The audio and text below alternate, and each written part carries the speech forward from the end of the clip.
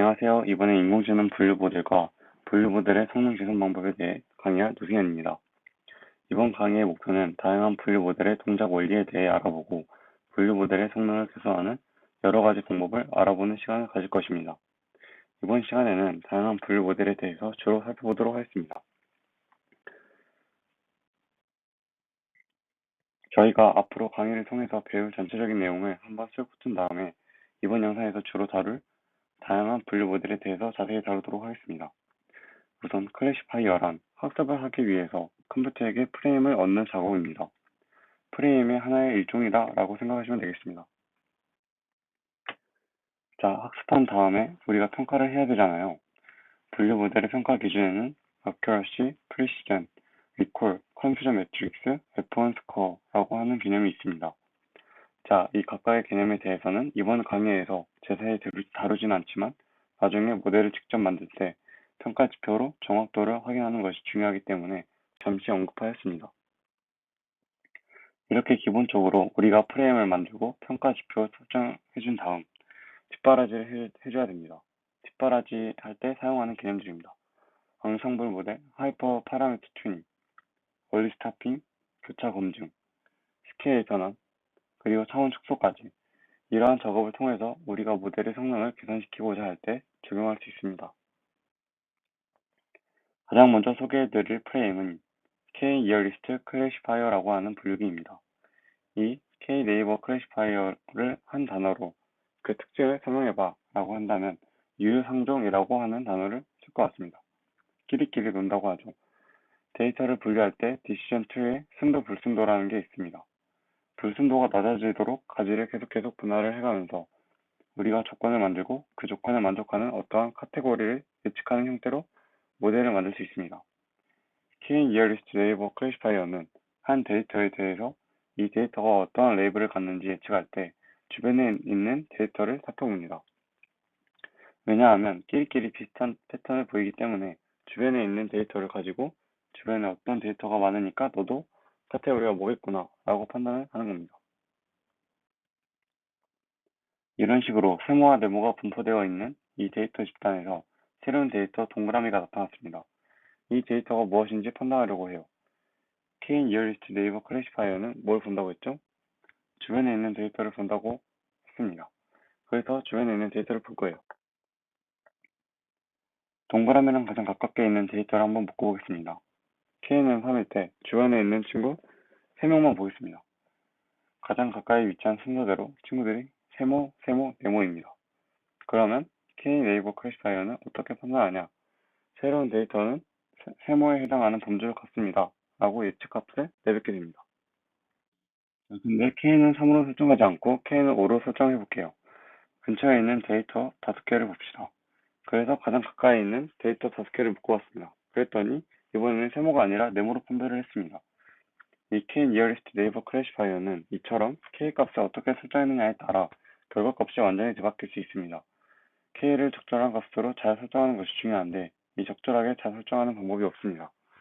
우리가 다양한 값을 세팅을 해보면서 어떨 때 정확도가 높아지는지 계속해서 시행착오를 겪으면서 찾아가 봐야 합니다. 그래서 K값을 결정하기가 어렵다고 하는 단점이 있지만 굉장히 컨셉 자체가 쉽기 때문에 우리가 쉽게 사용할 수 있는 알고리즘 중에 하나입니다.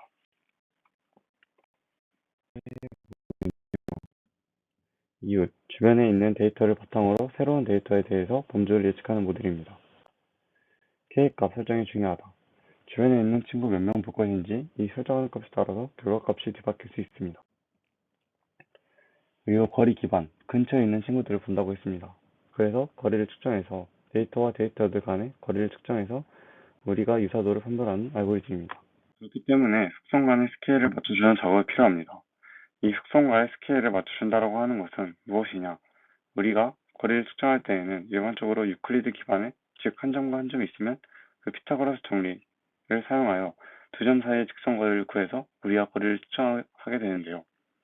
속성이라고 하는 것은 우리가 어떤 결과값을 예측하기 위해서 사용하는 데이터의 피처가 두 가지가 아니라 여러 가지 속성들을 사용하잖아요. 그 여러 가지 속성들을 사용하다 보면 그 속성의 스케일이 달라지는 경우들이 있습니다. 뒤에서도 자세히 살펴보겠지만 예를 들어서 하나의 속성은 거리라고 합시다. 그래서 그 거리가 0부터 10이라고 하는 숫자 범위 내에서 값이 들어가 있어요. 그리고 하나의 속성은 가격이라고 합시다. 가격이기 때문에 0부터 1000만까지의 단위의 숫자들이 분포해 있습니다. 하나의 피처는 0부터 10, 하나의 피처는 0부터 1000만까지 있어요. 이렇게 스케일이 다른 두 개의 속성을 가지고 우리가 거리로 유사도를 측정한다고 한다면 아무래도 스케일이 큰 속성이 좌지우지하는 경우가 많겠죠. 자, 이렇게 스케일을 맞추지 않고 우리가 거리를 계산했다가는 그 스케일이 굉장히 넓은 데이터에 치중이 되어서 판단이 되기 쉽기 때문에 전체적인 속성에 스케일을 맞춰주는 작업이 필요합니다. 디시전 트리 분류기 클래시파이어는 사실 이러한 스케일이 별로 중요하지 않습니다. 어차피 그 가치를 뻗어나갈 때 조건이 별도로 만들어지기 때문에 스케일이 중요하지 않습니다. 하지만 이렇게 거리를 계산하는 알고리즘은 스케일을 반드시 맞춰주셔야 합니다. K-Nearest Neighbor Classifier의 특징이 무엇인지, 그리고 어떠한 전체가 필요한지 잘 이해가 되셨나요? 이번에는 SVC, 서포트 벡터를 기반으로 한 클래시파이어에 대해서 살펴보도록 하겠습니다.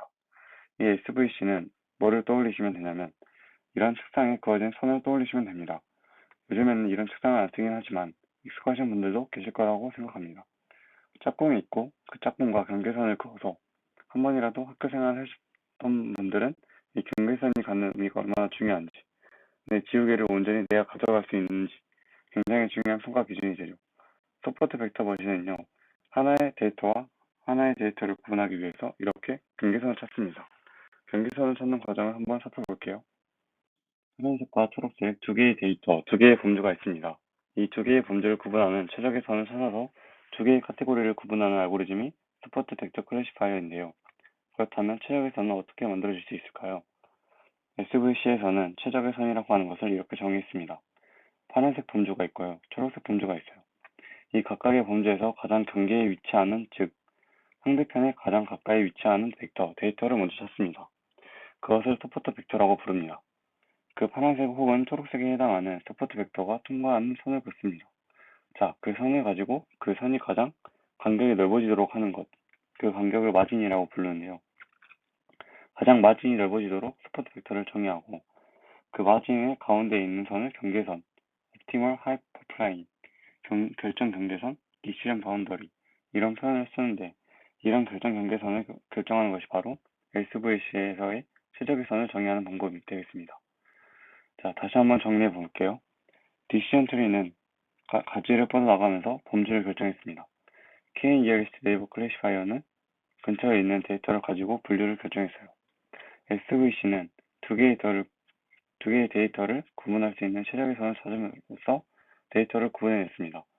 그런데 이 SVC에서 데이터의 분포가 우리가 앞서서 살펴본 것과 같이 하나의 선으로 딱 잘리는 경우도 있겠지만 이런 경우에는 도대체 SVC 적용 못하는 걸까요?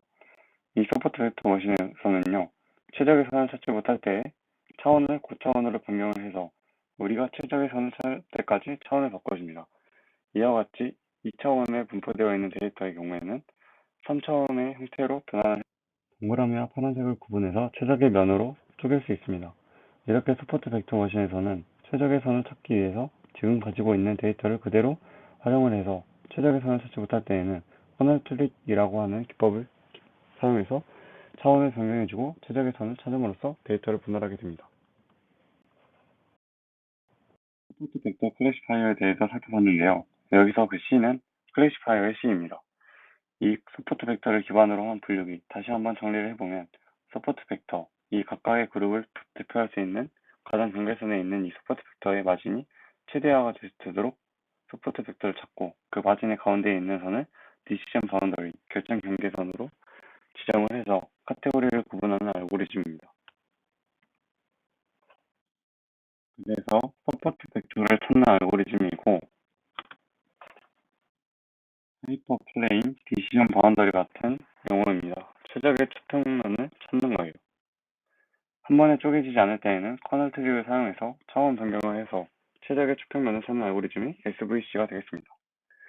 이 서포트 벡터 머신도 마찬가지로 데이터 간의 거리를 측정하는 연산이 들어가기 때문에 속성 간의 스케일을 반드시 맞춰주신 다음에 알고리즘을 적용하셔야만 좋은 성능을 볼 수 있습니다. 마지막으로 살펴볼 분류 모델은 로지스틱 회계입니다. 로지스틱 리그레서는 어떤 식으로 카테고리를 분류하느냐. 동그라미와 네모가 있어요. X축은 시간을 의미하고 Y축은 결과를 의미합니다. 동그라미는 실패한 케이스고 네모는 성공한 케이스예요. 시간에 따라 결과가 나오는 어떤 함수인 것 같습니다. 자, 이 동그라미와 네모를 구분하기 위해서 우리가 어떤 알고리즘을 사용할 수 있을까요? 이 로지스틱 회귀는 구분 관계선을 찾는 알고리즘이 아니라 회귀 알고리즘을 바탕으로 이 데이터의 분포를 잘 설명할 수 있는 최적의 선을 찾아냅니다. 이 데이터의 분포를 찾아낼 수 있는 선은 이렇게 S자 형태의 곡선이 만들어지겠죠. 중간에 한 0.5 지점이 되겠습니다. 일반적으로 그 지점을 가지고 우리가 성공이다, 실패다라고 판단을 하는 알고리즘이 로지스틱 리그레스 기반의 클래시파이어가 되겠습니다. 이 로지스틱 회귀를 다시 한번 정리해보면 구분 경계선을 그어서 분류하는 알고리즘이 아닙니다. 데이터를 잘 표현하는 회귀선을 바탕으로 분류를 하는 알고리즘입니다. 이 회귀선을 만들기 위해서는 데이터의 로직 변환이라고 하는 연산 과정이 들어갑니다. 그래서 이름이 로지스틱이라고 하는 표현이 붙었어요. 그래서 이 로직 변환을 기반으로 하는 회귀선을 만들어서 분류를 하는 알고리즘이 로지스틱 회귀다라고 기억하시면 되겠습니다.